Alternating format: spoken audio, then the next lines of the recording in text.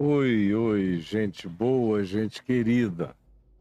Nós estamos prosseguindo em Mateus 25, na parábola dos talentos, que é a parábola apocalíptica dos servos que podem melhorar o mundo nesse interregno, nesse hiato, nesse tempo de espera, conforme temos falado. Agora, antes que eu prossiga, eu quero convidar você a olhar aqui para o que está aparecendo, um convite para você se inscrever no canal, apertar o sininho e deixar o seu like, porque a única linguagem que o algoritmo entende, aí ele bota o nosso canal em estado de melhor visibilização. Isso depende exclusivamente da sua participação. Olha só, aqui em Mateus 25, nós já vimos a parábola das virgens. Na realidade, a gente está entrando na quarta parábola depois de Jesus ter falado do Apocalipse do Monte das Oliveiras, do final dos tempos.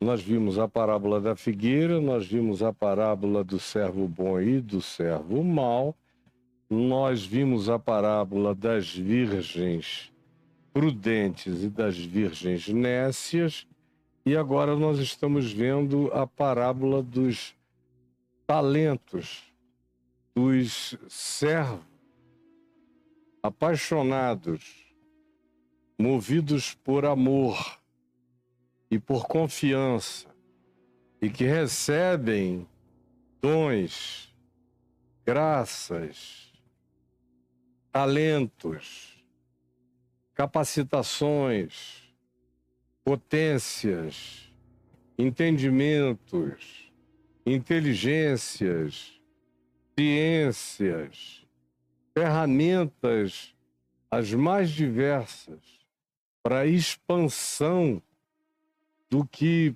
pelas suas mentes e pelos seus corações, seja através de profissões, seja através de expressões humanitárias e de vínculos e relações sociais, ou seja, no todo das nossas expressões humanas durante a nossa vida no planeta, esses servos, chamados aqui de bons, que são os que pegam os seus talentos e os colocam a serviço de Deus no mundo, multiplicando-os, estão em exato contraste com aquele que pega o seu talento e dá a ele uma finalidade inutilizante.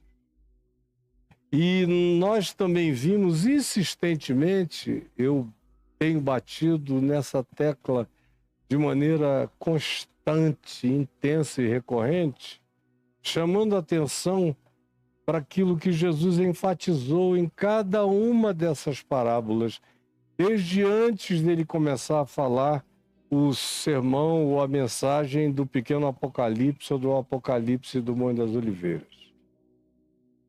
Em todas essas parábolas ele fala de um hiato, da ausência do dono da vinha, do dono do campo, do dono da fazenda, do rei, seja lá qual seja a construção arquetípica que ele se utilize para ilustrar a reação dos servos, a expectativa do dono e a resposta boa e a resposta má, e em todas essas parábolas tem sempre um hiato. Nenhuma delas existe sem um hiato. O que é mais repetido nelas todas é um tempo de espaçamento, que é sentido por aqueles que habitam o espaço-tempo como um tempo demorado, como um tempo longo. E esse tempo longo se torna uma tentação, conforme eu repetida e recorrentemente venho afirmando. E aqui nessa parábola dos talentos é a mesma coisa. Pois será como um homem que, ausentando-se do país, chamou os seus servos e lhes confiou os seus bens. Ontem eu falei de novo sobre quem são os servos, essa relação de confiança dos seus bens, quais são esses bens, diferentemente do que hoje em dia se ensina de maneira perversa e demoníaca, diferentemente do que o cristianismo, do que a teologia do domínio, do que a teologia da prosperidade e do que o cristianismo ensinou do quarto século para cá, especialmente. Jesus se contrapõe ensinando quais sejam esses bens, ou como ele também chama de sustento, ou ele chama de tesouros, mas são recursos para serem geridos, administrados, aplicados, bem usados, com mordomia séria, com respostas auditáveis, com todas as qualificações de algo que se manifesta transparentemente verificável. Ou seja, em todas essas parábolas se diz que a figura primordial em questão, o rei, o dono da vinha, etc., espera que haja uma atitude de compliance por parte dos seus servos, dos seus gestores, dos seus CEOs, dos seus representantes, daqueles que são chamados aqui de os arrendatários, ou conforme as diversas expressões para caracterizar a mesma coisa. Eu posso, às vezes, parecer repetitivo, mas é apenas porque a capacidade cognitiva de introjeção interpretativa é quase falida na mente da maioria. De modo que eu sigo apenas os conselhos da Bíblia. A Bíblia é altamente repetitiva na sua pedagogia no Velho Testamento. No Novo Testamento, nós temos 3 evangelhos que repetem praticamente narrativas semelhantes. A gente tem Paulo repetindo de vez em quando as mesmas coisas e ainda pedindo permissão e dizendo e explicando: convém-vos que eu vos repita sempre as mesmas coisas. E ele explica por quê. Porque, dado ao tempo decorrido, vocês já deveriam ser mestres, mas vocês ainda precisam de leite. Vocês nunca crescem, nunca amadurecem, nunca andam com as próprias pernas, nunca desenvolvem a mente de Cristo, nunca evoluem, dão um passo à frente e 3 atrás, são altamente demovíveis, são infantiloides, praticamente retardados na sua cognição, na sua apreensão, na sua capacitação de acompanhamento das coisas. Por isso, conforme Jesus, conforme a Bíblia, conforme os apóstolos, eu também repito, para ver se entra. E então, tendo já feito a repetição de hoje, e já tendo afirmado que a grande tentação vem da espera, vem desse hiato, e agora aqui na parábola dos talentos, outra vez o hiato é afirmado, quando diz, usando apenas essa ilustração de talentos, para falar mais ou menos a mesma exata coisa sobre vigilância, cuidado, que no meio disso tem quem responde bem e tem aqueles que respondem mal, há aqueles que reagem em favor de si mesmos e da vida, e há aqueles que ou reagem mal, ou se omitem, ou praticam o que é ruim, ou se tornam malvados e perversos, e atraem e chamam juízo sobre si, porque não são fiéis para com aquilo que lhes foi confiado. E o que nos foi confiado, como Paulo diz a Timóteo, é o bom depósito do Evangelho. Como Paulo diz aos presbíteros de Mileto, eu nunca deixei de vos ensinar todos os desígnios do Evangelho de Cristo Jesus. Todos os desígnios. Esses são os bens que têm que ser entregues por inteiro, sem omissão, sem acréscimo. Eles são plenos, perfeitos e completos. A alguns desses servos dos talentos, ele deu 5 talentos a outro, 2 talentos a outro, 1 talento, cada um segundo a sua própria capacidade, e então partiu. Esse então partiu designa essa ausência, que será uma ausência longa, e vai acabar determinando uma espera. E é no hiato dessa espera que surgem as grandes tentações de relativização, de dominação, de posse, de controle, de domínio, de é meu, se era dele ele esqueceu, se é dele que ele vem e tome posse, enquanto ele não vier eu vou fazer disso aqui o que eu quero, vai me servir, vai ser para o meu sustento, vai ser para a minha glória, vai ser para a minha sobra, vai ser para a minha riqueza, vai ser para o meu controle, como a gente viu o cristianismo fazer, a gente vê as religiões fazerem, os sacerdotes, os pastores, todos aqueles que se apresentam ao povo dizendo: foi a mim que ele confiou essa tarefa. Eu sou o missionário desse tempo. Eu sou o mantenedor dessa missão. E aí são, de fato, os que caem em tentação. E não demora muito, se tornam, ao seu próprio ver, em diálogo de si consigo próprios, como eu falei aqui, em outras parábolas da mesma natureza, até que eles dão a si mesmo o direito dessa usurpação, que é tudo crescido gradativamente, não é do dia para a noite. Aí eu falei dos que começam muito bem e terminam muito mal, ou dos que começam muito bem e depois vão se arrefecendo, e há aqueles que terminam perversamente, e há aqueles que terminam de maneira amortecida, escondida, acanhada, ocultadora,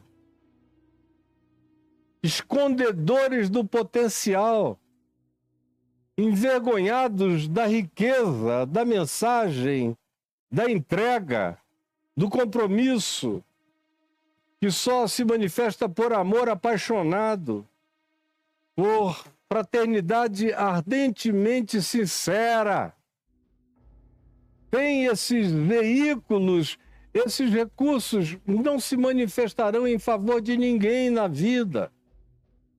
E aqui no caso da parábola dos talentos, a qualificação dos dois grupos não é como da parábola dos servos maus, onde tem gente boa, que são os que pegam tudo que receberam e entregam com sinceridade o evangelho pleno e simples para todos aqueles que vêm receber esse sustento, que é o único maná que Deus nos deu para a gente aguentar o hiato dessa longa peregrinação no deserto, dessa existência histórica.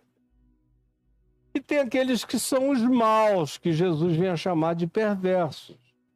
Na parábola das virgens, há aqueles que levam recursos para sua subsistência e há aqueles que vão na valsa, sem compromisso, sem carnegão, sem raiz. Todo mundo cansa, todo mundo dorme, todo mundo se exaure, todo mundo tem questões, todo mundo espera, e alguns esperam de maneira mais voluntária, outros esperam de maneira mais questionadora, outros se desesperam contra a esperança. E aí caem no sono inacordável. E quando chega aquele grito que diz o noivo chegou, tem gente que está preparada porque estava dormindo naquele sono alfa, mas acorda logo e tem vasilha com óleo para reacender a chama, prosseguir a viagem.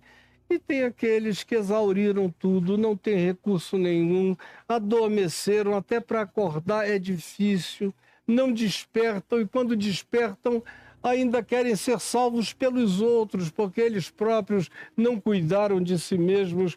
É o que está aqui na parábola das virgens. E dos talentos, a gente tem uma parábola de produtividade na vida, de utilização dos dons, dos recursos, da inteligência, da sabedoria, da cultura, da oferta de saber, de praticar, de provar e experimentar, de processar e sintetizar, até a gente fazer nas nossas próprias mentes as sinapses da grandeza da mente de Cristo, dos dons de Cristo, da luz de Cristo, da sabedoria de Cristo, dos bens de Cristo, como Paulo diz aos Efésios, eu citei ontem, de modo que nós somos por ele aquinhoados com toda sorte de bens e de dons e de recursos nas regiões celestiais em Cristo Jesus, para abrirmos esse bom depósito e compartilharmos com o mundo inteiro, com tantos quantos a nós venham, e que isso cresça como Jesus disse que deveria crescer.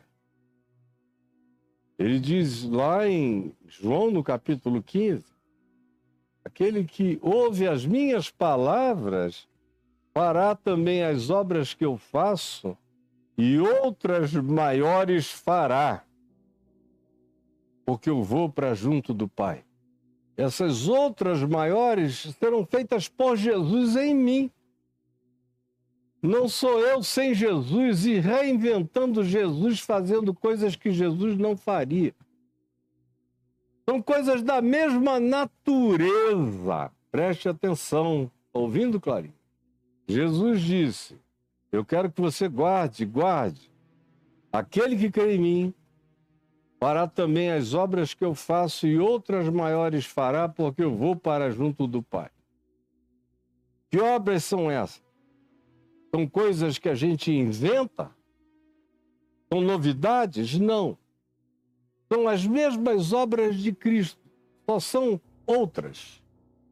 Mas são da mesma natureza, do mesmo conteúdo, do mesmo caráter, da mesma essência, da mesma expressão de amor qualificativo, de fé, conforme Jesus demonstrou, a fé que ele expressava ao Pai e manifestava na vida.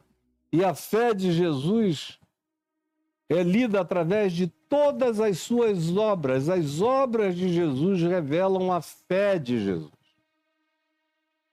Alinhadamente com tudo isso que ele diz, aquele que crê em mim fará também as obras que eu faço e outras maiores fará. Por quê? Porque eu vou para junto do Pai. Então, não são minhas obras, são obras dele em mim, através de mim.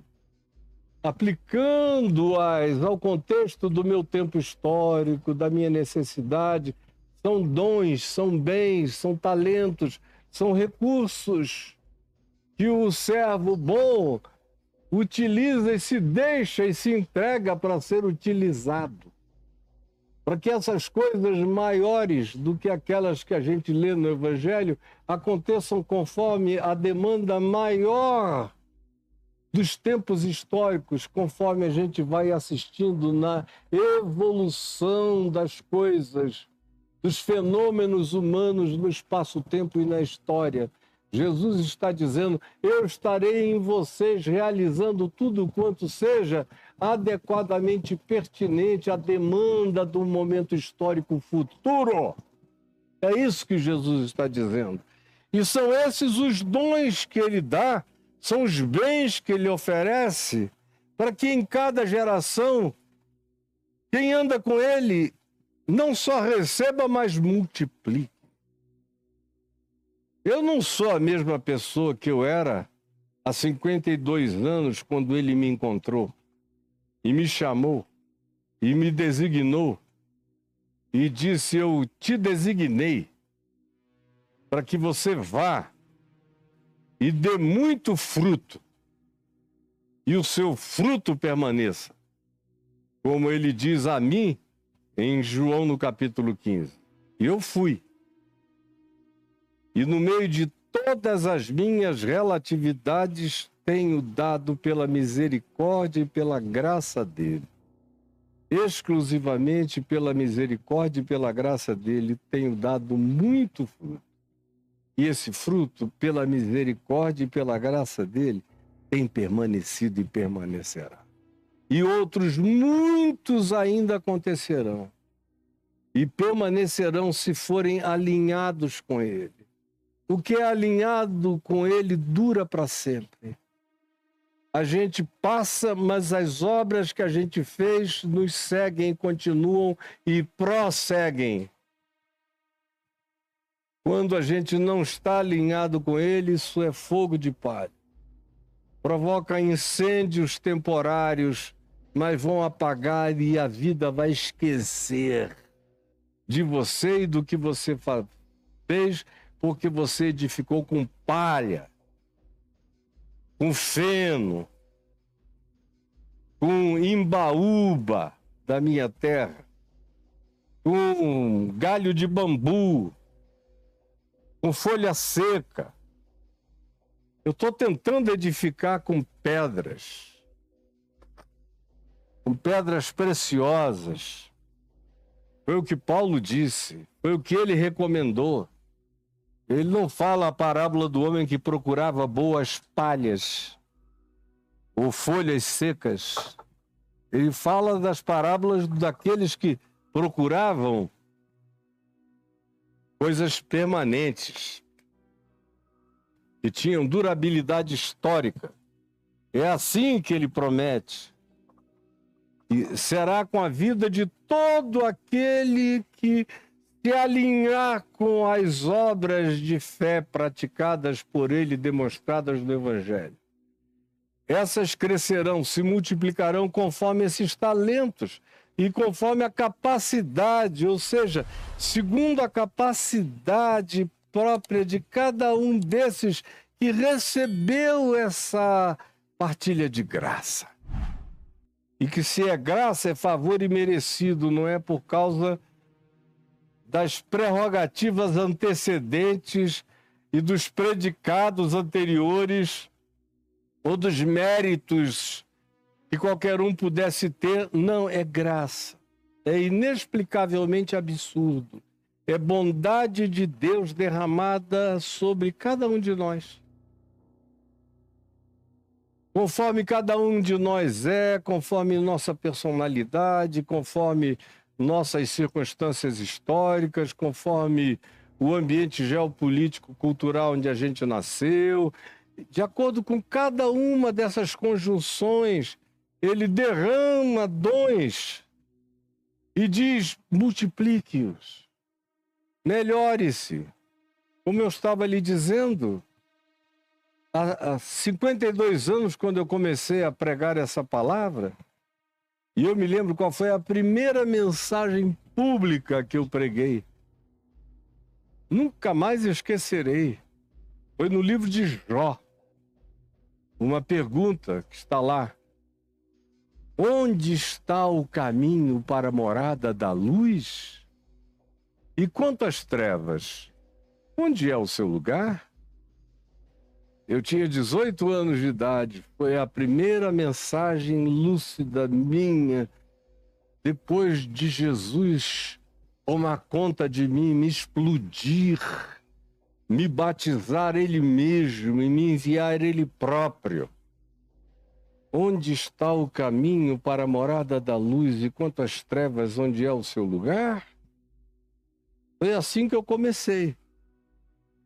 E jejuei 5 dias antes de pregar aquela mensagem para aquela primeira multidão que veio me ouvir. Eu vinha pregando um a um, pessoa a pessoa, em grupos menores, mas foi o primeiro ajuntamento grande. E eu me senti extremamente responsabilizado. E me dediquei ao jejum e à oração por 5 dias e abri a boca. E meu pai, minha mãe, os que estavam ali presentes, as minhas irmãs que vivem hoje, especialmente a mais velha das minhas irmãs, a Sueli, lembra perfeitamente, ela tem uma memória de elefante. Onde está o caminho para a morada da luz e quanto às trevas, onde é o seu lugar? E eu sentia a unção, poder que saía, a energia, o impacto batendo nas pessoas, pá, pá, pá, pá, pá. Os olhos perplexos, arregalados daquela multidão, gente chorando, gente sem entender nada. De onde vem a esse cara essas coisas? Ele era um ente do qual se recomendava afastamento e agora ele está aí carregado com essa sabedoria divina. Quem é isso e de onde vem isso? Só que aquela capacidade já estava dentro de mim. Foi segundo que ele próprio já vinha fomentando, formando, alimentando, criando no curso dos anos.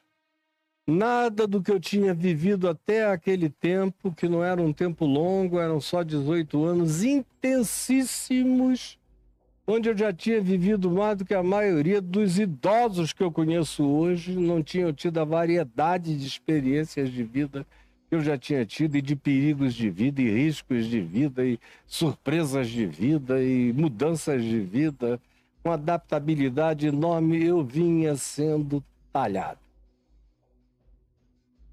Aí chega a hora, aquilo explode. Mas de lá para cá, depois de 52 anos, meu Deus, as camadas e camadas e camadas e camadas de acréscimos, de acréscimos, de acréscimos, de acréscimos. A estrutura foi crescendo, foi crescendo. Como aquelas sequoias americanas. Hoje de manhã cedo eu estava vendo uma imagem das sequoias americanas, um filme de um homenzinho desse tamanho, passando ao lado daquelas sequoias. Ele parecia uma saúva passando perto de uma árvore. Aqueles troncos que precisam de alguns elefantes para fazer a volta nele. Nossa! Milênios de durabilidade. A gente vai crescendo, vai crescendo, vai crescendo, segundo a capacidade, a natureza, a espécie. Nem toda árvore é da mesma espécie. Tem umas que ganharam uma natureza para serem arbustos, outras ganharam uma natureza para serem sequoias, seringueiras, para serem pés de tamaúma, para serem grandes pés de cumaru da minha terra, enormes, imensos. Outros são arbustos absolutamente necessários. E a terra não existiria sem grama. Então, cada um conforme seu chamado, sua espécie, sua capacidade, sua finalidade, seu propósito, seu dom, seu desígnio, carregado e implantado e instilado por Deus na vida da gente, segundo a capacidade de cada um, e então partiu. O que recebera 5 talentos saiu imediatamente. A primeira coisa é que é segundo a capacidade. A segunda coisa é que as coisas acontecem de acordo com a iniciativa. Porque tem muita gente que eu conheço altamente capacitada, mas não tem iniciativa. Eu estou aqui vendo um passarinho e entrou, tem um espelho aqui nessa sala ao lado, e o passarinho entrou E ele está ali curtindo a imagem dele. Ele está ali olhando. E olha, ele já está ali desde que eu comecei. Eu devo estar falando há uns 15 minutos, pelo menos. E ele não conseguiu ainda se salvar de si mesmo. Está bonitinho. É que eu estou sem aparelho aqui para gravá-lo. Mas ele está ali, ó. Está voando, namorando a ele próprio, vai e vem, mas não sai do lugar. Ele voa, ele tem um aparato para isso, as asas, ele está enxergando e se enxergando. É isso mesmo, Clarinha, era para você ter vindo filmar. Ele tem todos os recursos possíveis para produzir alguma coisa, mas já está aí há 15 minutos, daqui a pouco 20. Eu vou ver quanto tempo ele vai levar ali. Só subindo e descendo, viu, Clarinho?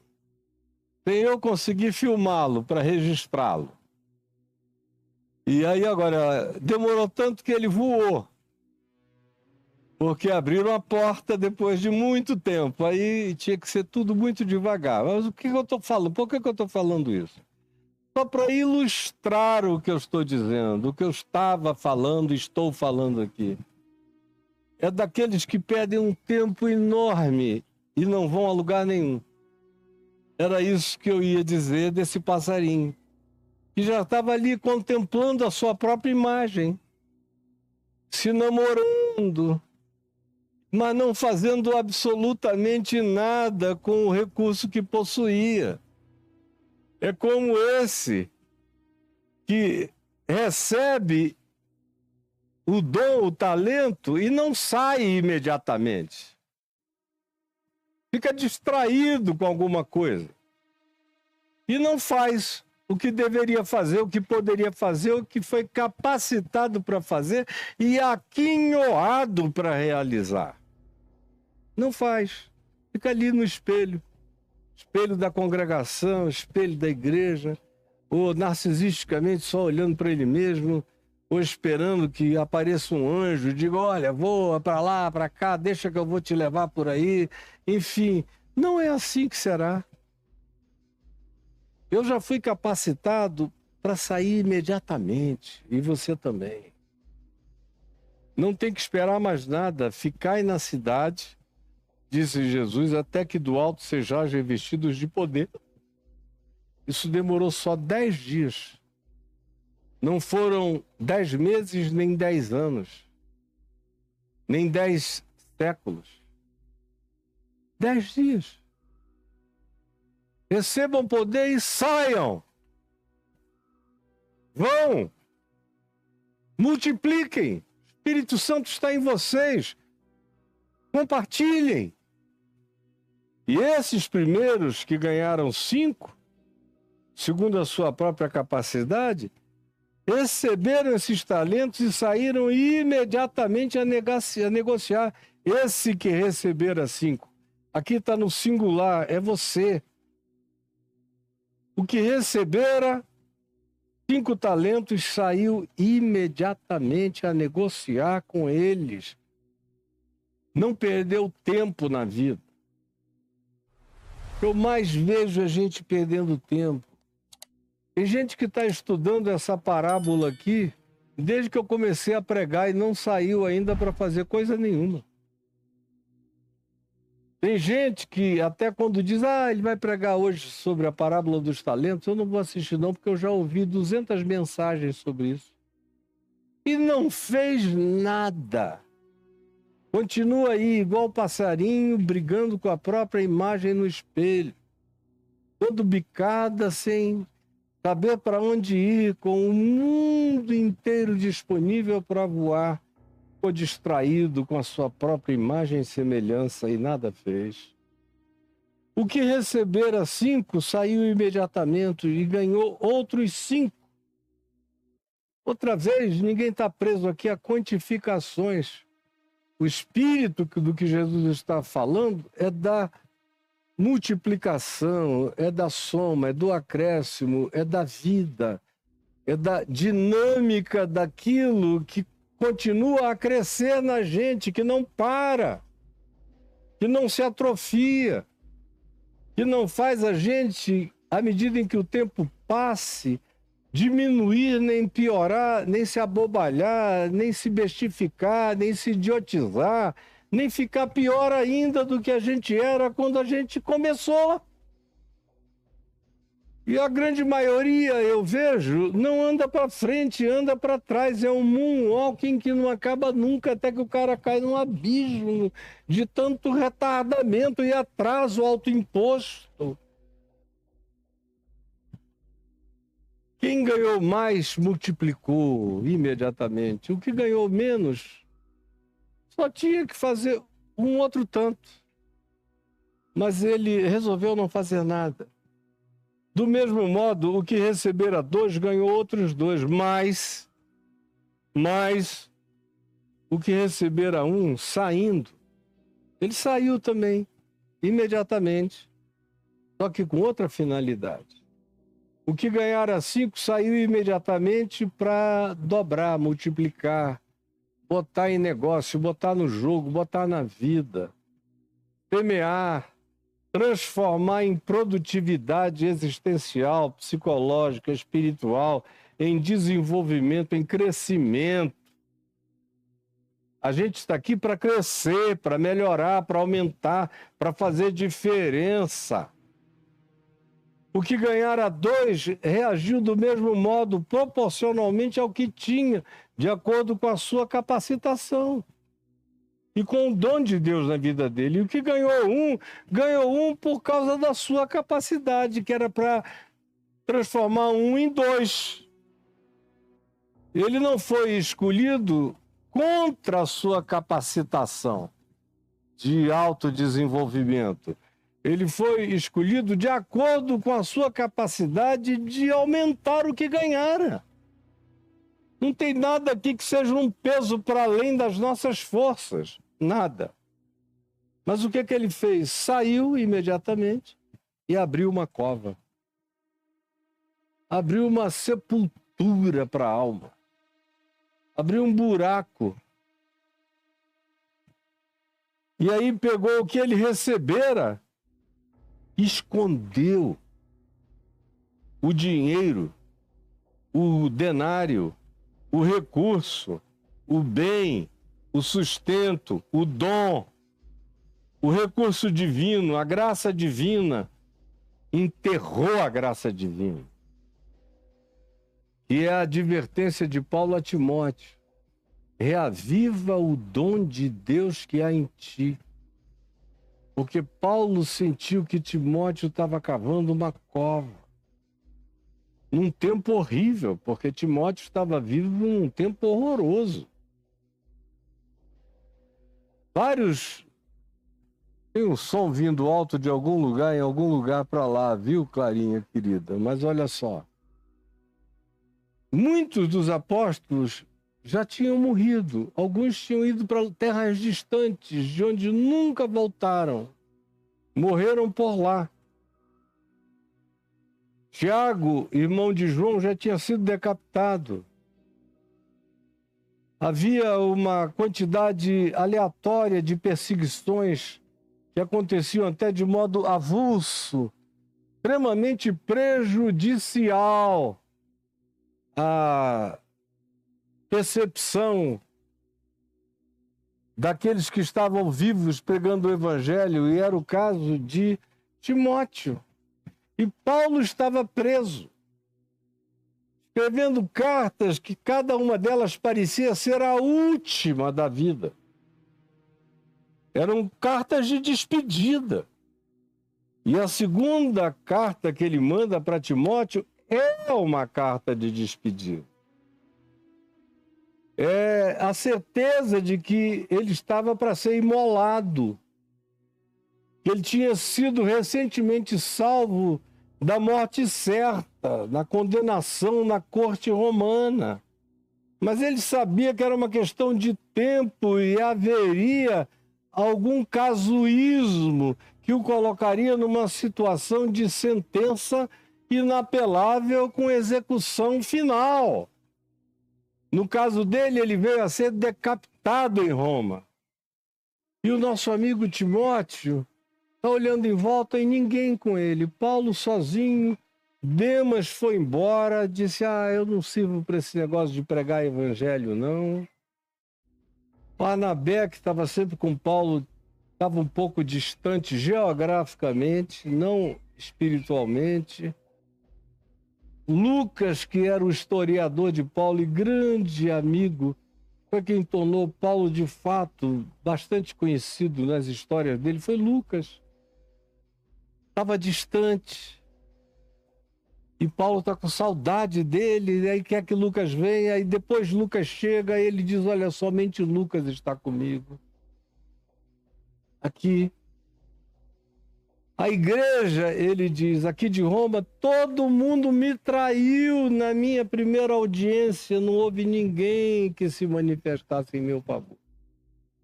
Com aquele silêncio enorme na corte, parecia que ninguém me conhecia. Gente para quem eu tinha pregado, anunciado a palavra, ensinado os mistérios do reino de Deus, e eu tinha ajudado a conhecerem a graça eterna do evangelho. Mas na hora que o bicho pegou, eles se acovardaram. E eu fiquei só. Isso não lhes seja levado em conta. Isso não venha contra nenhum deles, mas eles foram uns covardes sem tamanho. Ninguém em meu favor. Por pouco eu não caí na boca do leão, mas eu sei que os meus dias estão contados. Esse é o espírito do que estava acontecendo com Paulo e que Timóteo via. Um abandono total, parecia que o evangelho tinha fracassado. E o que Jesus prometera não iria se cumprir. E a última voz confiável, com coragem incomparável, até então, entre os apóstolos e os pregadores do evangelho, que era Paulo, estava na iminência da morte, naquela twilight zone da vida, estava no crepúsculo da existência. E Timóteo se desanimando, e Paulo da cadeia escrevendo, acorda, desperta, não dorme, bota óleo na tua vasilha, acende o fogo, pega o dom de Deus que há em ti, sai para multiplicar, não te assustes, insta, prega, exorta, vai em frente, não desanimes, não olhes para trás. Lembra-te de Jesus Cristo ressuscitado de entre os mortos. Enche-te de vida e vai pregar o evangelho. Nossa referência não é a volta dele, é a ressurreição dele. Ele ressuscitou dos mortos. É baseado nessa pulsão existencial do poder da ressurreição que a gente atravessa a morte, o inferno, o Tártaros, o diabo, os Neros, os Calígulas, os demônios políticos e religiosos de cada geração, encara tudo e vai em frente e é fiel até a morte em Cristo Jesus e não desiste, não esqueças disso, pegue o que Deus te deu e saia para multiplicar. Não cave uma cova e sente em cima. Não enterre o dom de Deus que há em você, como milhões aqui entre nós enterraram o dom de Deus. Tem gente que desistiu de ler o Evangelho, de estudar por si mesmo. Como Jesus disse em Lucas, acautelar-se por si mesmo e poder andar por si mesmo com as próprias pernas, independentemente da ajuda de qualquer um. Chegará um tempo em que não haverá ajuda de ninguém, ou você se ajuda ou você morrerá se desajudando, se atropelando e atrapalhando a si mesmo. Mas não há desculpas, porque a graça de Deus é dada conforme a capacidade de cada um. Assim como a tentação, Paulo diz em 1 Coríntios, no capítulo 10, ninguém é tentado para além das suas próprias forças. Pelo contrário, juntamente com a tentação, Deus nos provê livramento de sorte que a possamos suportar. O dom é segundo a capacidade e a tentação é conforme a capacitação para resistir E Tiago vem e diz: resisti ao diabo, resistam ao diabo, porque ele é frouxo, ele é covarde, e ele fugirá de vós. Resistam. Resistam que ele corre. Resistam que ele corre. Resistam que ele corre. Mas esse que recebeu um, que tinha uma tarefa inclusive mais fácil, ao invés de partir para a finalidade vocacional, para o chamado, para o aquinhoamento, para a prática do dom recebido, da graça fortalecedora, capacitadora do enfrentamento de todas as tentações que pudessem vir, porque essa é a promessa. Ao invés disso, se acovardou, porque ele tinha uma teologia horrível sobre Deus. Ter uma teologia, ter uma construção, ter uma formulação imagética, psicológica, teológica, acerca de Deus, seja ela a herança de onde quer que venha, ou herança de más interpretação da Bíblia, a leitura da Bíblia sem ter Jesus como chave hermenêutica deixa um doidinho. E a maioria com medo de Deus, apavorados. Esse Deus é doido, pode me pegar e me esfolar. Se der uma veneta dele, ele acaba comigo. Então, 90 e tantos % de todo mundo que eu conheço que diz que serve a Deus, serve por medo. Sem liberdade no amor, sem amor na liberdade divina. Só medo, pânico, terror, manipulação, susto, careta, carranca. Era isso que esse cara tinha na mente.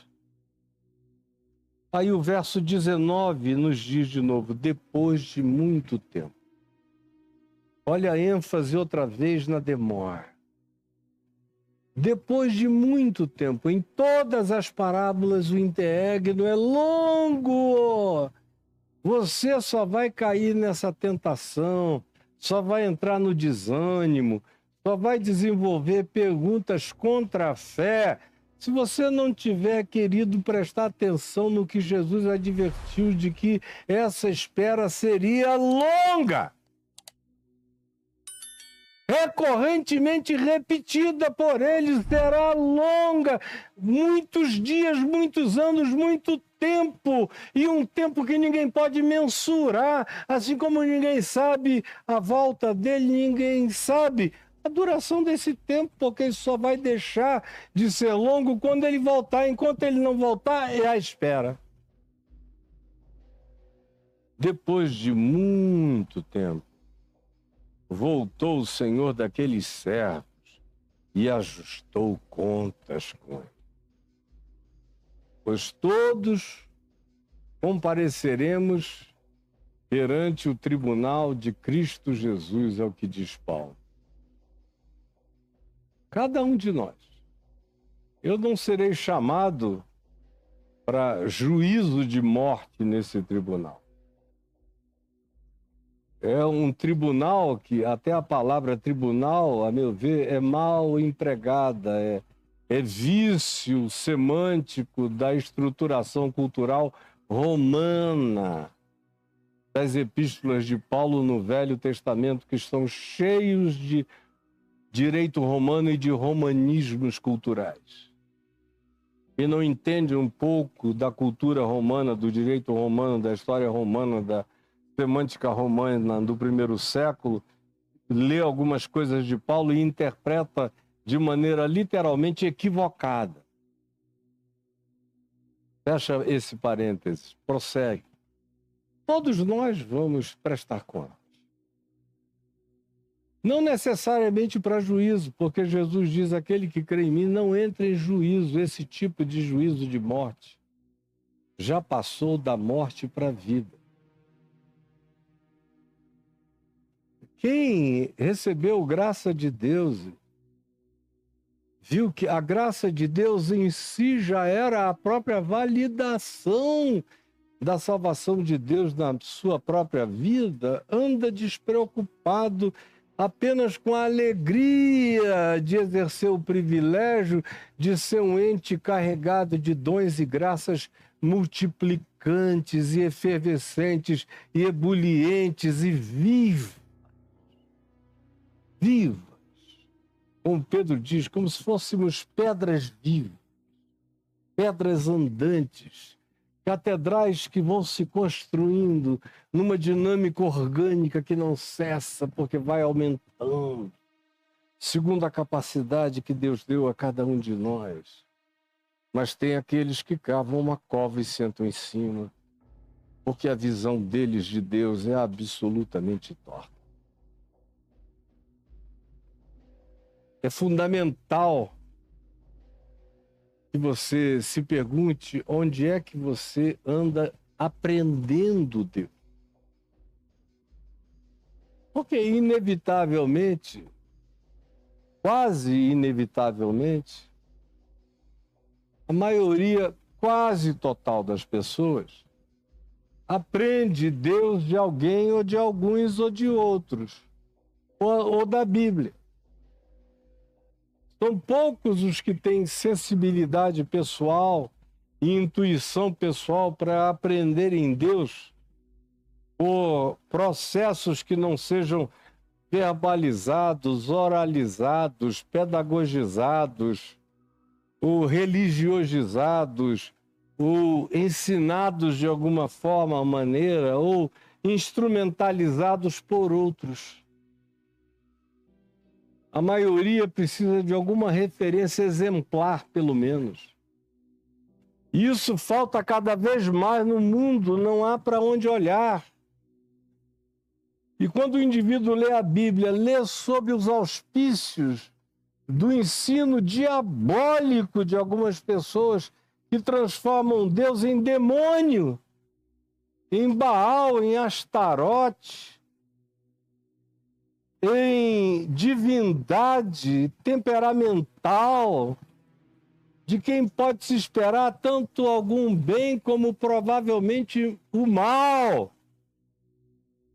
E aí, quem é que mantém a saúde mental? Quem é que tem liberdade para viver aprendendo isso e introjetando e internalizando isso? Adoece dessa doença da inoperância e cava uma cova e senta sobre ela, esconde a graça de Deus e cala a graça de Deus e camufla a graça de Deus.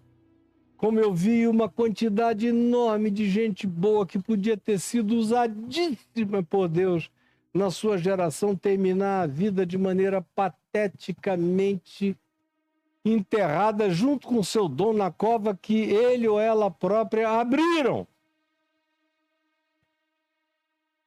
Então, aproximando-se do Senhor, que recebera 5 talentos, entregou outros 5, dizendo: Senhor, confiaste-me 5, eis aqui outros 5 talentos, e pela tua graça eu ganhei, multiplicando o que tu me deste no mundo.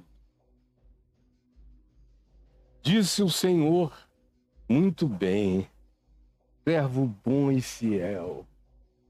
Porque bondade é isso, é tratar bem a graça que nos foi gratuitamente concedida. Não há ninguém bom que maltrate a graça de Deus em si.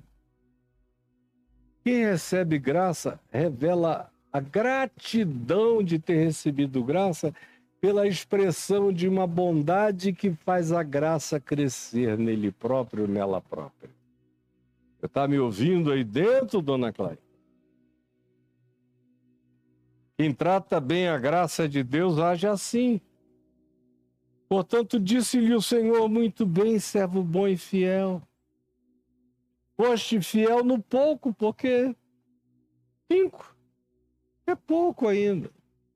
O que está nos esperando, o que nos está reservado, é para além de tudo aquilo que pedimos ou pensamos, como Paulo diz. Segundo o seu poder que opera em nós, está para além de tudo aquilo que pedimos, pensamos, imaginamos ou conseguimos conceber, é o que Deus tem preparado para ainda cada vez mais. Eu serei um Cristo de Deus no universo, no cosmos e nos multicosmos. O herdeiro de Deus em Cristo, significando dizer que ele é o primogênito entre muitos irmãos e eu sou irmão dele, um Cristo com ele. Do gene dele, do DNA dele, da qualidade dele, do caráter dele. Essa é a minha vocação, é me tornar um Cristo conforme Jesus. Esse é o chamado. Muito bem. Entra no gozo do teu Senhor. Foste fiel no pouco, sobre o muito eu te colocarei, sobre o indizível e o impensável. E não são essas riquezinhas de bosta desse mundo. Isso aqui são circunstâncias. Entre o berço e a sepultura, você morre e não sabe para onde vai, nem quem vai herdar, nem o que vão fazer. Tudo é vaidade, correr atrás do vento. As verdadeiras riquezas são aquelas que não estão materializadas aos sentidos imediatos no espaço-tempo. Entra no gozo do teu Senhor, diz ele aqui, e prossegue o texto. Olha só que coisa linda. E aproximando-se também o que recebera 2 talentos, disse-lhe o Senhor, disse ele ao Senhor: Senhor, 2 talentos me confiaste. Aqui tens outros 2 que eu ganhei. Ele me confiou, me capacitou, me habilitou, me deu recursos todos para que aquilo na minha mão se multiplique, ou dobre, ou cresça, ou aumente, ou manifeste a sua própria vitalidade essencial. Esse é o espírito de tudo. A vida tem que aumentar. Eu tenho que crescer, você tem que crescer. Nós temos que nos tornar vacinas de Deus contra o apocalipse da maldade. Preste atenção aí dentro, Clarinha. Nós temos que nos tornar vacinas de Deus contra o apocalipse da maldade. Isso acontece quando a gente pega os dons que Ele nos deu, os talentos que Ele nos deu e dobra, e multiplica. Me deste 5, eis aqui mais 5. Me deste 2, eis aqui mais 2. Quando a gente bota a vida a serviço do crescimento, da expansão, do desenvolvimento, da evolução, quando a gente pega a bondade de Deus e a transforma em pão, em comida, em bebida, em talento, em ensino, em aula, em alfabetização, em cura divina pela imposição das mãos, em cura divina através de cirurgias, através de fármacos, através de raízes, através de tudo quanto possa ser recurso divino, dom divino para curar. É quando a gente olha para a vida e sente o desafio imediato de não assistir, mas de participar, melhorando. É quando a gente, mesmo sabendo que não vai mudar o mundo, organiza uma fragata e vai tentar entrar aonde ninguém entra, vai tentar levar o pão que ninguém quer servir, mas faz a sua parte. Não se esconde. Como diz Isaías 58, não esconde o rosto do seu semelhante carente. Bota a cara para viver, bota os dons para negócio, para fazerem a vida melhorar, para vacinarem pessoas contra a maldade do apocalipse da perversidade histórica. Eis aqui, Senhor, o que eu ganhei, eu te trago com toda a alegria da minha vida. No fim dos tempos, aqui é a minha vida. Seja esse fim dos tempos quando Cristo voltar para mim, ou seja o fim dos tempos quando eu voltar para Cristo. Disse-lhe o Senhor, muito bem, servo bom, servo fiel. Não tem nada a ver com quantificações, é com a qualidade da atitude. Foste fiel no pouco, sobre o muito eu te colocarei.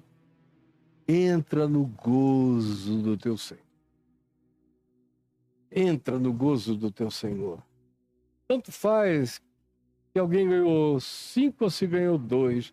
Todos entram no gozo do seu Senhor. E o gozo não tem estágios, não tem camadas, não tem hierarquias de gozo. Você entra no gozo, porque você fez tudo quanto lhe foi dado para fazer e você não foi um servo inútil. Você fez o que lhe foi mandado e você acrescentou, você foi criativo, você se entregou, você se expandiu, você se desenvolveu, você melhorou-se e melhorou a vida, porque quem se melhora, melhora a vida.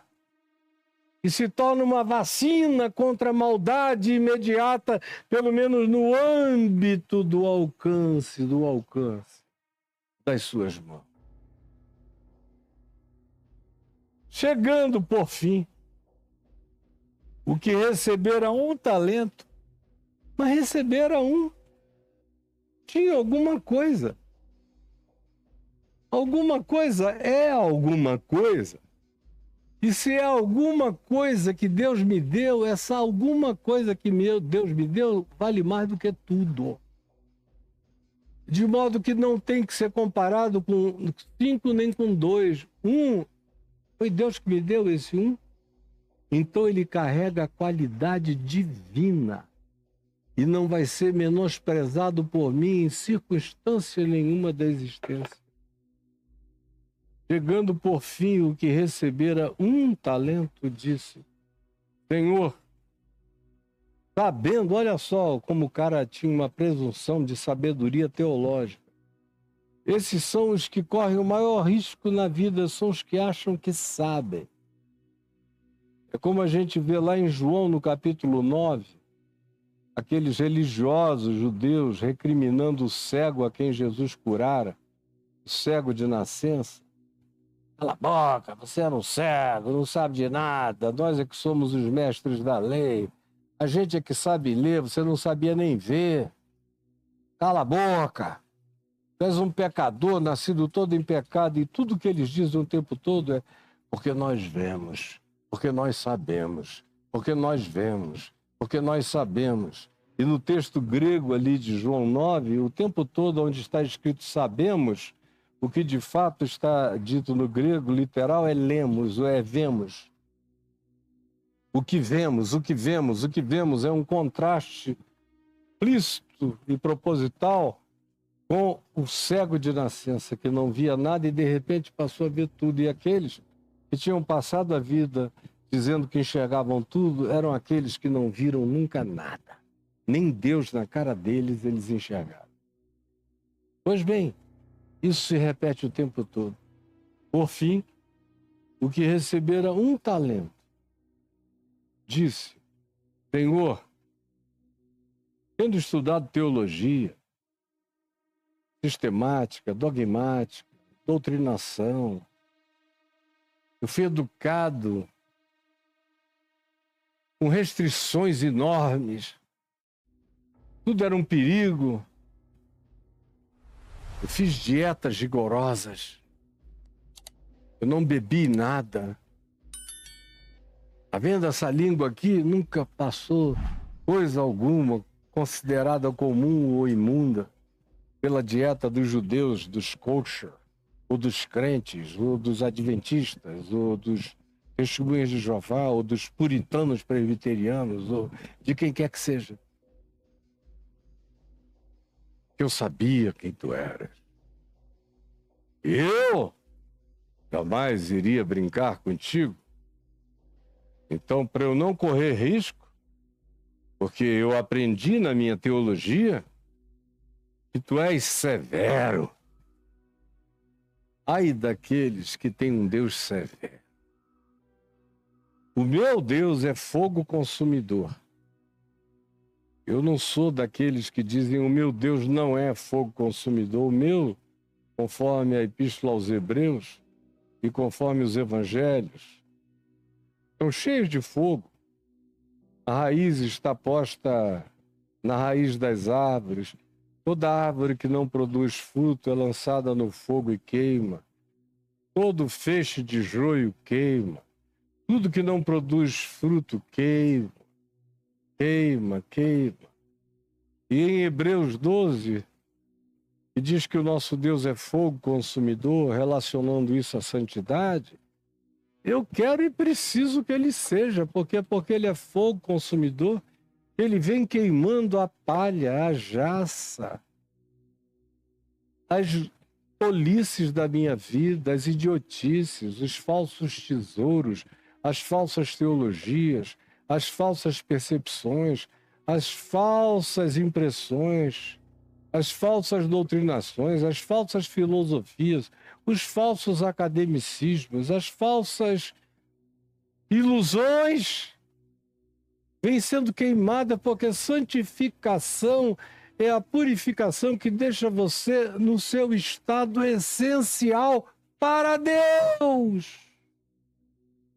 De modo que, para aquele que pratica o que é bom, esse fogo consumidor nos melhora para Deus. Nos salva em Deus e para Deus. Chegando por fim, o que recebera 1 talento, disse: Senhor, sabendo que és severo, imaginando de um certo modo que tu eras um fogo consumidor apavorante, que ceifas onde não semeaste, ou seja, que tu és como um ditador perverso, que bota o ás para pegar a gente, separar dos filhos, não quer saber, não tem absolutamente nada, faz só o capricho da sua vontade. Ele confundiu Deus com certos governantes mundiais que são verdadeiros perversos desumanos. Sabendo que tu és severo e que tu, essa é uma frase que sempre me apavorou, que tu ceifas onde não semeaste. Imagina só, se eu tivesse comprado essa casa 20 anos atrás e tivesse dito aqui, ó, eu vou sair, não sei quando é que eu volto, mas quando eu voltar, eu gostaria muito que houvesse um jardim aqui nesse backyard, que quando eu cheguei nessa casa e a aluguei, era só grama e nada mais. E aí eu volto 20 anos depois e tá só grama e nada mais. E não só grama, tá cheio de mato, de ortiga, de espinhos, porque ninguém cuidou.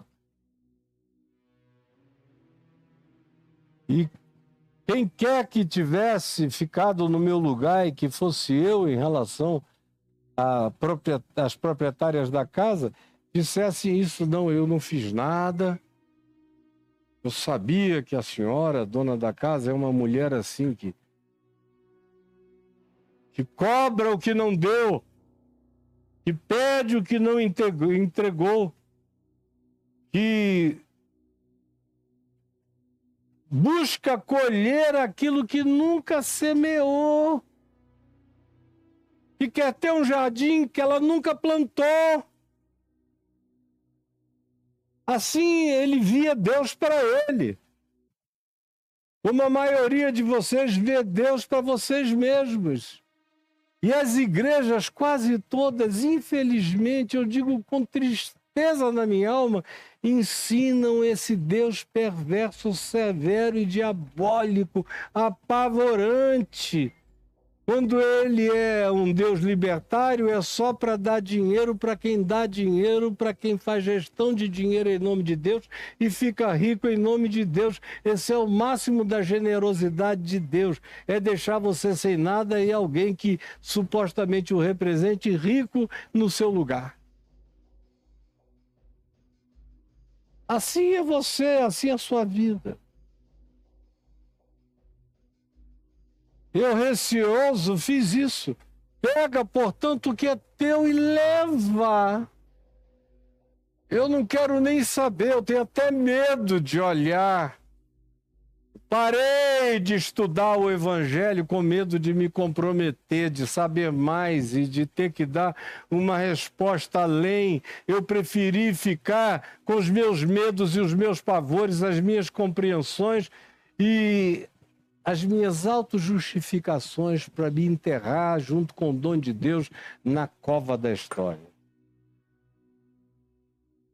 Respondeu a ele o Senhor.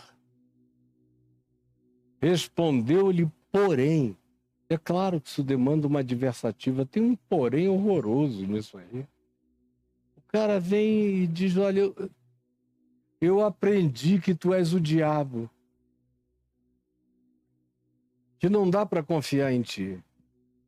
Porque tu não és justo. Porque tu és imprevisível. Porque tu pode sair taxando para cada um que tu quiseres, porque não há critério em ti. Como não há em algumas figuras que ilustram esse espírito no mundo que a gente vive. Então, para ele, falou o Senhor, servo mau. Em contraposição a servo bom, que foi o que ele tinha dito para os dois anteriores. Negligente, em contraposição ao fiel. Ser fiel é o oposto de ser negligente. E a grande denúncia aqui é a negligência perversa e a perversidade negligente. Porque Jesus entende como maldade o indivíduo ser coberto de dons, de graça, de bondade, de sustento, de misericórdia, de saúde, de vida, de graça, de cuidado, de inteligência, de surpresas, de sustos bondosos que não esperava, de meios com os quais não contava e simplesmente apareceram. E o indivíduo, mesmo vendo isso tudo, não enxerga nunca nada e existe apenas com essa fixação projetada, construída de um Deus à sua imagem e semelhança, porque ele só considera Deus mau e severo porque ele é mau e severo. O Deus da minha teologia é uma projeção do Deus da construção do meu coração. Então, se Deus é mau para você, é porque você é mau para os outros e para você mesmo. O seu Deus é a sua cara. O seu Deus é a sua cara. Quando vem alguém que diz que Deus é mau, esse indivíduo está fazendo apenas uma leitura no espelho da existência da sua própria face, do seu próprio caráter, do seu próprio coração. Viu, Clarinho? E ele, Jesus, associa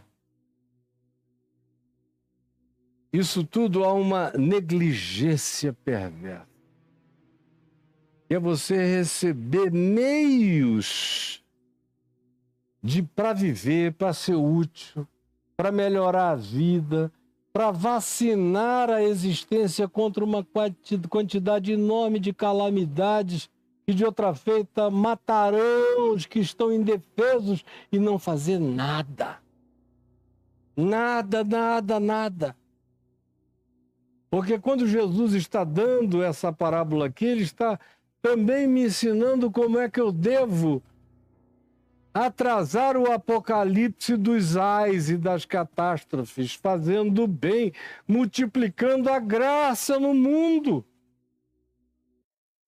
Em todas as direções, como a gente vai ver na parábola seguinte, na semana que vem.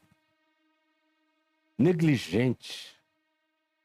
Sabia, se tu achas que eu sou assim, se tu pensas que eu sou assim, se tu construíste uma teologia que me fabricou a tua imagem e semelhança de maldade, negligência, de perversidade, de covardia e de omissão, sendo tu assim me projetaste conforme tu mesmo.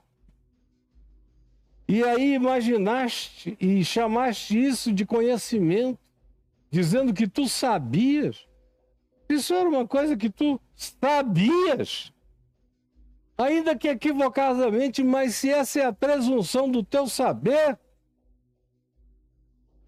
um saber perverso a meu respeito, ou seja, que eu ceifo onde eu não semeei, que eu vou colher o que eu nunca plantei, que eu vou demandar o que eu nunca dei, que eu cobro o que eu nunca entreguei.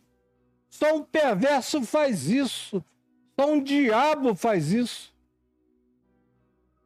Você me endiabrou e me serviu endiabradamente na maldade da projeção da sua própria mente, da negligência covarde e maligna do seu próprio coração. Essa omissão que fez você cavar uma cova e não querer saber o que está acontecendo no mundo nem à sua volta. Cumpria, diz Jesus, cumpria, era necessário, era mistério, era imprescindível, era inegociável. Portanto, se você me imaginava assim, por uma questão de lógica, você pensa que eu sou um ente dessa natureza? Eu devia ter sido pelo menos coerente com a lógica desse equívoco perverso que projeta maldade sobre mim e que é apenas um reflexo do que tu tens em ti. Cumpria, portanto, que entregasses o meu dinheiro aos banqueiros, já que você mesmo não se oferecia para a vida, você podia pelo menos ter encontrado pessoas trabalhando, pessoas servindo e dito, eu vou pelo menos te ajudar. Olha, eu mesmo estou doente de alma, estou com medo, sou covarde, tenho dons, tenho recursos, tenho dinheiro, tenho saúde, tenho tudo isso. Me foi dado algo para eu desenvolver e compartilhar na vida. Eu sei que eu tenho dons, porque eu tenho um dom que me foi dado de maneira muito especial, mas eu não quero botar para jogo nem para negócio. Porque eu não confio em Deus, eu não tenho essa fé, eu não tenho essa entrega, eu não tenho essa vontade, eu não tenho essa disposição. Eu tenho uma preguiça acovardada, maldosa e negligente plantada no meu ser. Uma procrastinação demoníaca que me controla. Então, eu vou pelo menos te ajudar. Eu vou pelo menos te ajudar. É o que Jesus diz, podia ter posto pelo menos no banco, para multiplicar, ainda que você não seja o agente imediato, e escolha pelo menos com sensatez gente boa que possa fazer isso crescer em seu favor.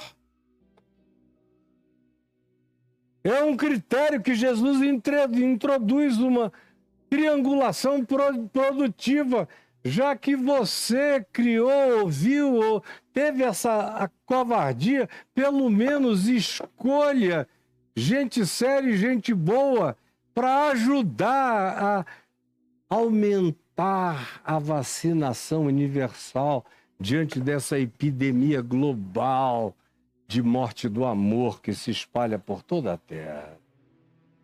Pelo menos isso tu tinhas que fazer. Entregar o teu dinheiro aos banqueiros, aos multiplicadores de dons e de graça. E eu, ao voltar, receberia com juros o que é meu. Não precisava nem ter sido um outro tanto, era só ver que a graça que tu recebeste não foi enterrada, não foi sepultada, não foi apagada.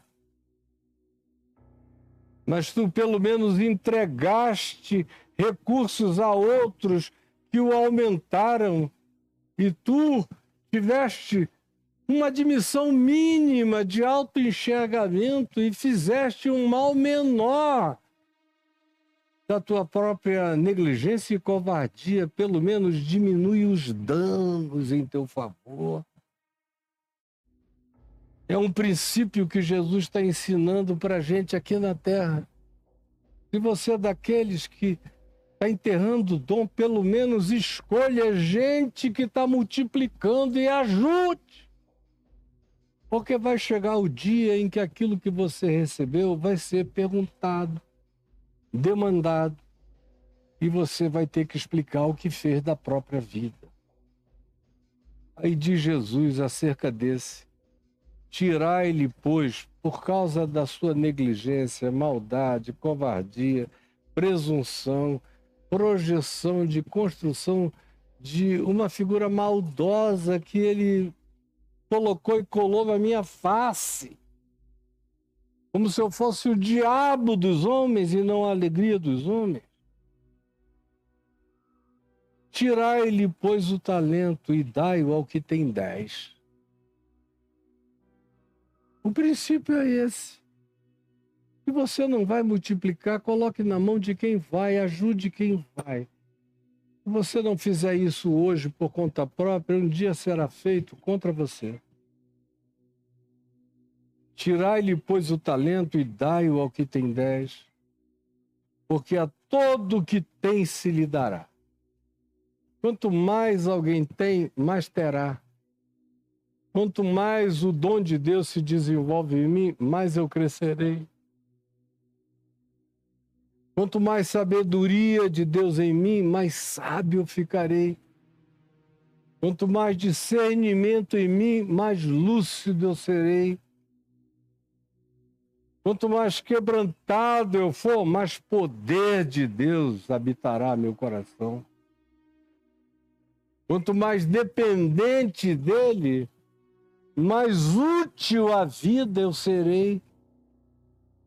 Quanto mais eu multiplico o que ele me deu, mais a graça de Deus se acumulará em meu favor, no bumerangue da bondade que voltará e acrescentará riquezas ao meu ser, riquezas espirituais. Porque a todo que tem se lhe dará e terá em abundância.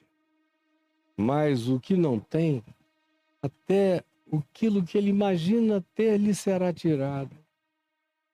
E o servo inútil, que teve todos os dons, toda a graça, todo o recurso, todo o estímulo, todo o desafio, recebeu a mesma palavra, recebeu o mesmo espírito, recebeu as mesmas oportunidades, recebeu as mesmas capacitações, recebeu a mesma chance de utilização de tudo que tinha, era e recebera, mas preferiu cavar uma cova na vida e se ausentar de tudo quanto seja necessidade humana, carência humana.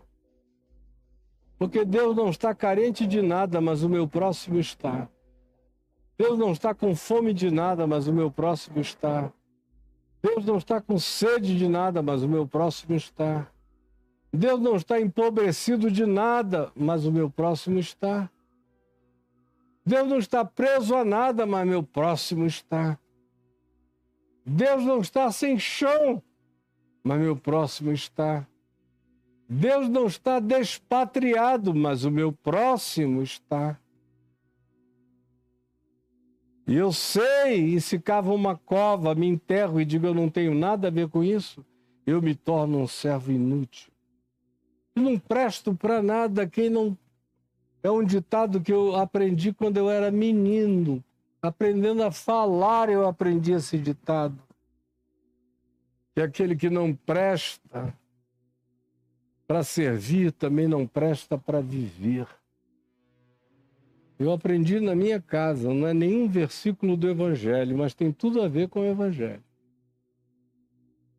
Tem tudo a ver com esse verso 28 de Mateus 25.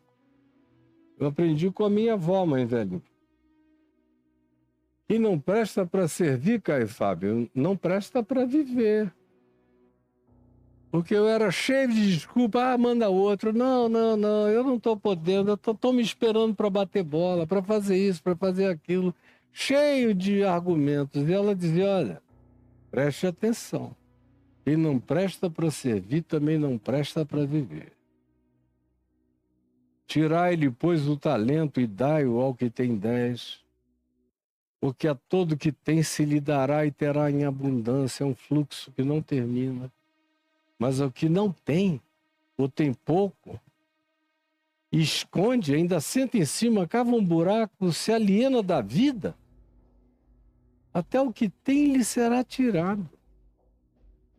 E esse servo inútil, que quis passar pela vida escondido da existência, lançai-o para fora. É outra vez alguém que fica do lado de fora, que é jogado na escuridão do nada, nas trevas. E a tragédia é outra vez que ali haverá choro e ranger de dentes. Mas como eu tenho dito a minha vida toda, não é choro de arrependimento. Porque se fosse choro de arrependimento, esse Deus que é bom, misericordioso, justo, compassivo e assaz benigno, cuja misericórdia vai de eternidade a eternidade, na mesma hora resgataria esses indivíduos. Esse choro não é de quebrantamento, é de raiva. É gente que nem diante da cristalinidade do juízo da verdade admite quem é. Não se enxerga nem diante da luz absoluta.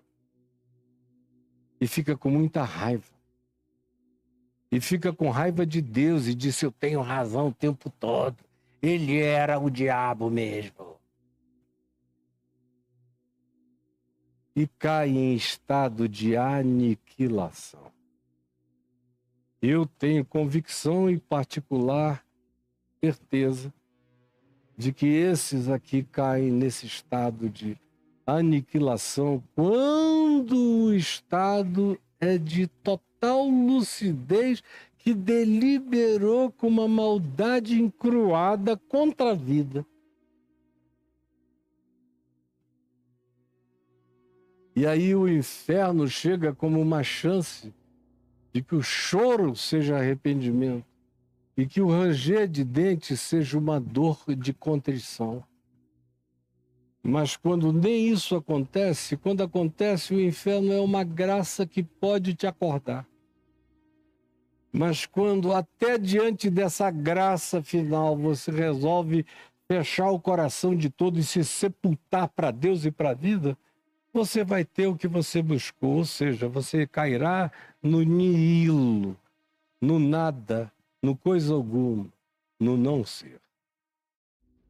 Senhor Jesus, eu peço que essa palavra tenha entrado no coração de todos nós. Ela é forte, mas ela é verdadeira.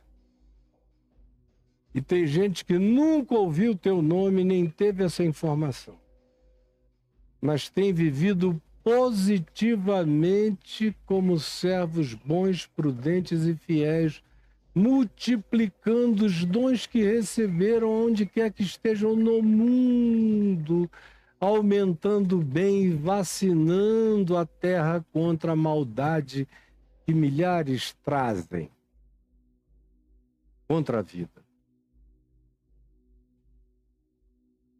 E há também aqueles que ouvem todo dia, que têm essa informação repetida o tempo todo, mas em cujos corações há uma maldade inexplicável, uma negligência demoníaca, uma covardia satânica.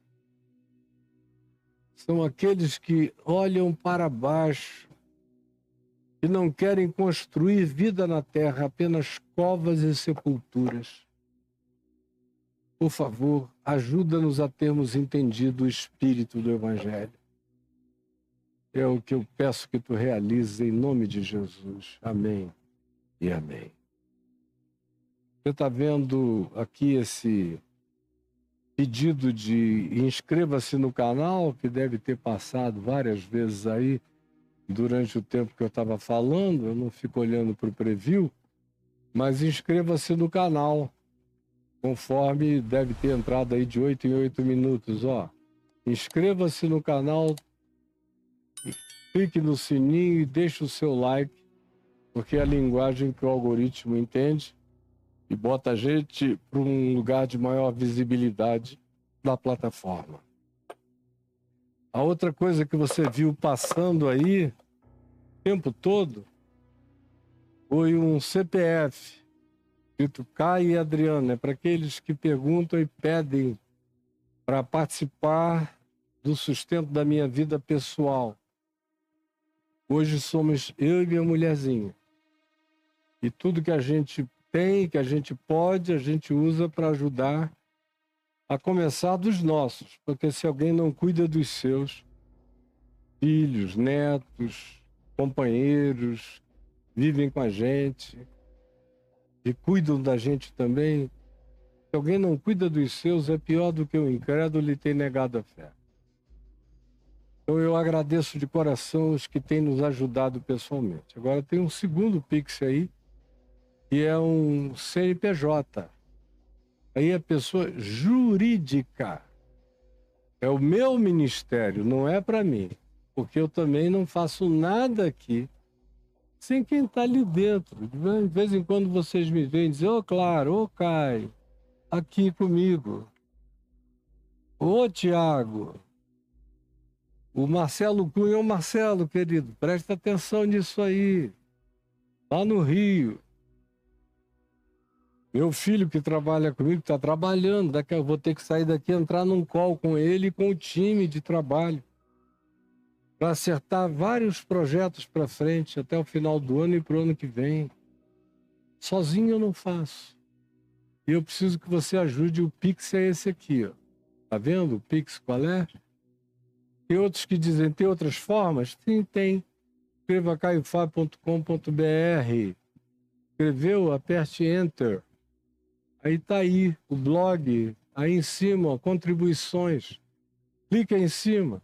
Apareceram os dois bancos, Santander e Banco do Brasil, com suas respectivas agências e CNPJs, para você fazer depósito ou transferência bancária. Embaixo tem mais opções. Clique entre, de novo, os mesmos bancos, tudo igual, e tem os cartões de crédito, para quem prefere ou para quem quer fazer contribuições programadas meses para frente. PagSeguro, e para quem mora no exterior tem o PayPal. Você que está me assistindo na África, Europa, Estados Unidos, Canadá, Austrália, Oceania, na Palestina, no Egito, nos lugares mais impensáveis. Tem gente me assistindo onde eu nem imaginaria, a quantidade de gente no Japão vendo. Que Deus abençoe a todos vocês, e você pode usar o PayPal para ajudar esse ministério. Eu quero muito mesmo é que você adquira os meus cursos. Como é que você chega nesse lugar? caiofab.com.br/cursos. Entra. Aí aparece esses banners, atrás de cada um deles tem um vídeo meu explicando o que eu vou entregar para você em cada um deles. Todo mundo já me ouviu dizer isso aí. Eu estou aí atrás explicando o que eu vou te oferecer nesse curso sobre medo, com 10 aulas de 10 minutos cada uma. 1 hora de fala sobre 10 tipos de medos diferentes, os medos mais paralisantes, e 1 hora de perguntas e respostas, porque eu fiz isso na pandemia ao vivo, para um grupo de 6.000 pessoas que assistiu ao vivo. E aí depois nós retiramos do ar e passamos a oferecer como curso. E outras milhares de pessoas estão se beneficiando, e você também pode fazer não só esse curso, como todos os demais. Como, sobretudo, o curso que eu estou oferecendo agora, caiofab.com.br/cursos, você pede o poder dos salmos. São todos os salmos apresentados, lidos, debulhados, subdivididos, transformados em evangelhos, aplicados ao cotidiano, desde o contexto histórico ao contexto do Evangelho na vida de Jesus, passa e é filtrado por Jesus e é aplicado ao contexto da sua existência no dia de hoje e vai conceder a você uma consistência de fé inabalável. Está aí o poder dos Salmos. Diga, eu quero o poder dos Salmos. E também, para concluir, tem o dilúvio, a nossa sequência que eu estou preparando. Já fiz uma de 5 episódios, o futuro é pré-diluviano, gravado num dos lugares mais enigmáticos da Terra, lá em Göbekli Tepe, em Karahan Tepe, em Derenkuyu. Lindos os episódios, para você entender aquilo que não é uma opção. Nesses dias é uma coisa imprescindível entender o que eu estou dizendo ali. Porque Jesus disse que tudo que aconteceu antes do dilúvio iria ter a sua reaplicação outra vez antes da sua vinda. De modo que cada vez mais o nosso futuro vai parecer com aquele futuro de Gênesis 6, quando aquilo de Gênesis 6 que começou a ser descrito para Noé como futuro ainda se tornou real. Aquilo mesmo que a gente viu aqui Jesus descrevendo antes da vinda dele vai se tornar real com algumas das explicações exatamente iguais a que aconteceu antes, com muita presença de seres estranhos, alienígenas, de anjos estranhos, de serafins e querubins estranhos, de espíritos que agora atuam nos filhos da desobediência, de principados e potestades estranhos, possuindo a vida de líderes estranhos, de massas estranhas, de manadas estranhas, com espíritos esquisitos de suicídios mundiais, com metamorfoses genéticas que vão ser idênticas àquelas que o livro de Gênesis diz que alteraram o caminho de todas as criaturas que habitavam o planeta. E o livro de Enoque dá detalhes e mais de 1.500 culturas universais contam a mesma história do mesmo modo. É uma espécie de Bíblia mítica, não semítica. A semítica é essa aqui, a mítica que está escrita em mais de 1.500 culturas dos povos que eu leio e vejo a revalidação do texto bíblico no mundo inteiro espalhado. Agora mesmo eu estou vindo do Egito, onde eu gravei imagem, preparando tudo para entregar a você o episódio, a parte 2 do Futuro é Pré-Diluviano. E estou imaginando já outras viagens, quem sabe aqui pela América do Sul, algumas até pelo Brasil, grutas com gravuras e pinturas rupestres de 10, 12 mil anos, ou seja, pré-diluvianas. A gente tem uma infinidade de coisas que estiveram sob as águas do dilúvio e que são apenas pretextos para a gente ver os humanos que viviam naquele tempo, que foram afogados por aquele tempo e que lições ficaram para nós hoje. Pegue aí o futuro é pré-diluviano, pegue para você e pegue para os amigos e pegue para o máximo possível de pessoas. Eu desejo que Deus abençoe você de todo o meu coração, é o que eu desejo hoje e sempre, em nome de Jesus. Amém, amém e amém.